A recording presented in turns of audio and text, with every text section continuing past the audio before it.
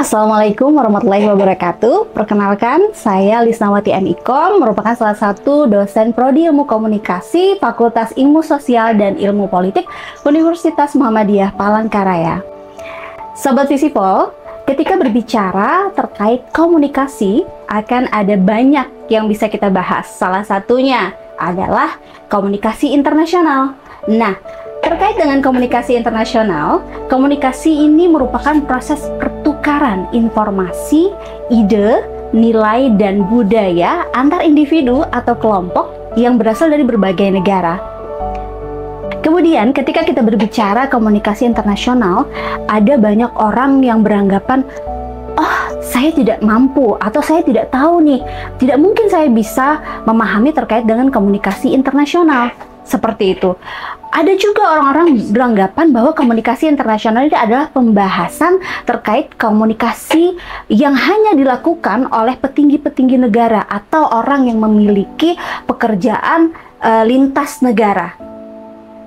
Sobat Visipol, dalam era globalisasi ini, komunikasi internasional memainkan peran yang sangat penting dalam membangun hubungan antar negara untuk menyelesaikan konflik serta memperluas pemahaman dan kerjasama di berbagai bidang seperti politik, ekonomi, budaya. Kemudian, komunikasi internasional sendiri bukan hanya melibatkan penggunaan bahasa yang berbeda, karena ada banyak yang beranggapan seperti ini, saya tidak memahami terkait dengan bahasa, maka saya tidak mungkin dengan mudah untuk memahami komunikasi internasional. Perlu diingat, sahabat Visipol, untuk memahami komunikasi internasional tidak hanya sebatas saya mampu berbahasa asing atau saya mengerti bahasa asing, karena akan banyak yang bisa kita bahas. Salah satunya terkait dengan ekonomi, politik, budaya, dan juga terkait dengan teknologi yang saat ini semakin berkembang. Untuk mempelajari komunikasi internasional, penting juga untuk kita tahu, setidaknya secara umum ya Sobat Visipol, terkait dengan definisi komunikasi internasional. Apa sih gitu kan pengertian atau definisi dari komunikasi internasional? Komunikasi internasional dapat didefinisikan sebagai pertukaran informasi dan pesan antar individu, kelompok, organisasi, atau negara yang berbeda budaya dan bahasa. Komunikasi ini dapat berlangsung dalam berbagai format, mulai dari komunikasi antar pemerintah dan juga perusahaan multinasional, hingga interaksi sosial yang melibatkan individu di seluruh dunia. Intinya, komunikasi internasional berfokus pada cara bagaimana pesan, informasi dapat dipahami dan diterima oleh orang-orang dari berbagai latar belakang yang berbeda. Orang-orang dari latar belakang yang berbeda itu seperti apa sih gitu kan? Akan ada banyak definisi atau jawaban dari hal tersebut. Tapi ketika berbicara komunikasi internasional saat ini, tidak hanya sebatas tadi yang seperti saya sampaikan sebelumnya, hanya untuk kalangan-kalangan tertentu. Tapi saya katakan, komunikasi internasional bisa dipelajari, dipahami oleh semua kalangan, oleh orang ataupun masyarakat. Sobat Visipol, pentingnya komunikasi internasional dalam konteks global.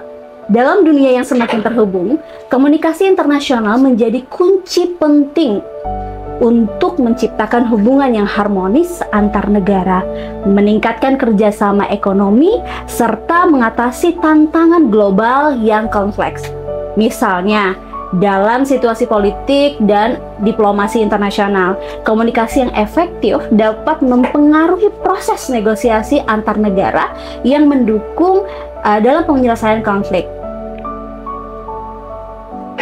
Kemudian, dalam hal komunikasi internasional ini, ada perbedaan. Kebanyakan dari masyarakat beranggapan nih, misalnya, apa sih perbedaan antara komunikasi internasional ketika dibahas dengan komunikasi antar budaya? Apakah itu sama saja seperti itu?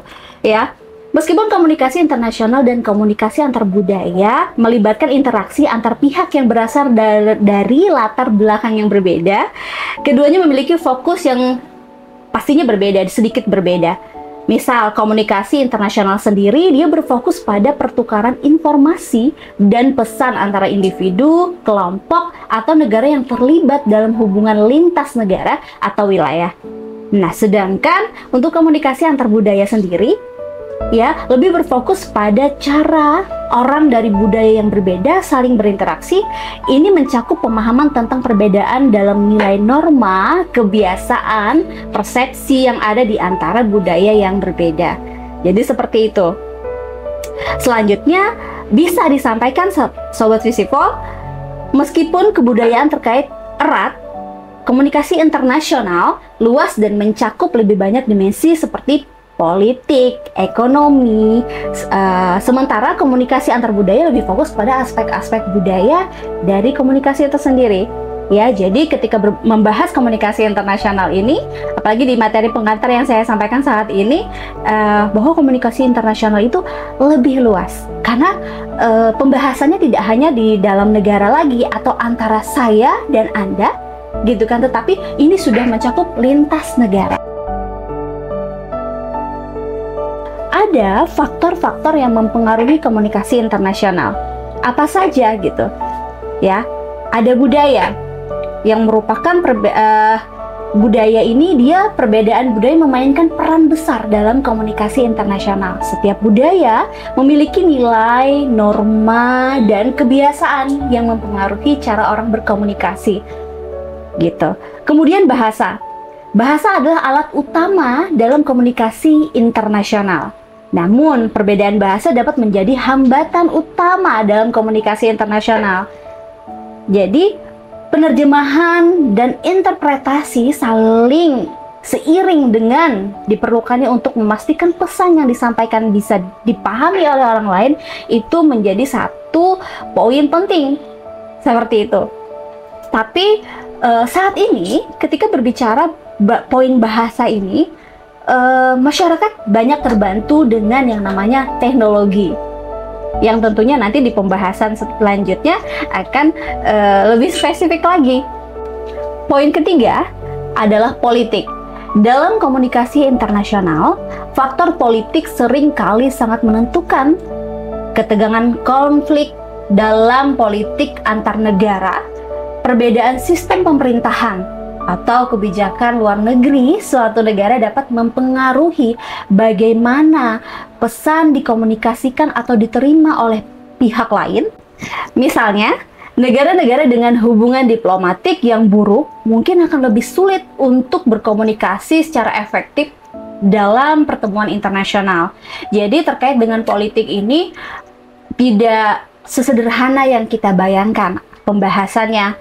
Ada banyak hal yang memang harus lebih diperdalam lagi, lebih diperkaya lagi, tidak hanya sekedar dengan pemahaman-pemahaman individu yang terbatas. Saya katakan sebagai pemahaman individu yang terbatas, kadang setiap orang itu berpikir ya, ketika dia mengerti apa itu politik, apa itu komunikasi internasional, dan dia paham cara ataupun komponen-komponen dalam komunikasi internasional, maka dia menganggap atau menjudge dirinya mengerti akan politik, bahkan berbicara terkait dengan hubungan politik internasional di luar sana begitu luas. Ketika berbicara politik, harus juga disesuaikan dengan apa yang diinginkan, dipikirkan oleh orang lain, apalagi ini berbicara tarafnya internasional. Sobat Visipol, poin keempat adalah ekonomi. Ekonomi juga mempengaruhi komunikasi internasional, terutama dalam konteks bisnis dan perdagangan internasional. Negara-negara dengan ekonomi yang kuat mungkin memiliki lebih banyak pengaruh dalam menetapkan aturan dan kebijakan yang dapat mempengaruhi komunikasi antar negara. dari berbagai negara tersebut. Selain itu, perbedaan tingkat kemakmuran atau perkembangan ekonomi antar negara juga dapat mempengaruhi akses ke teknologi komunikasi dan cara informasi itu disebarkan. Oke, Sobat Visipol, demikian tadi materi yang saya sampaikan terkait dengan komunikasi internasional, bahwa ada banyak hal yang bisa kita pelajari dari komunikasi internasional. Tidak hanya sebatas pemahaman bagaimana memahami bahasa di dalam komunikasi internasional, tetapi ada banyak hal yang bisa kita pahami terkait dengan apa tadi? Politik, ekonomi, budaya, dan banyak lagi hal-hal lain. Baik, terima kasih Sobat Visipol.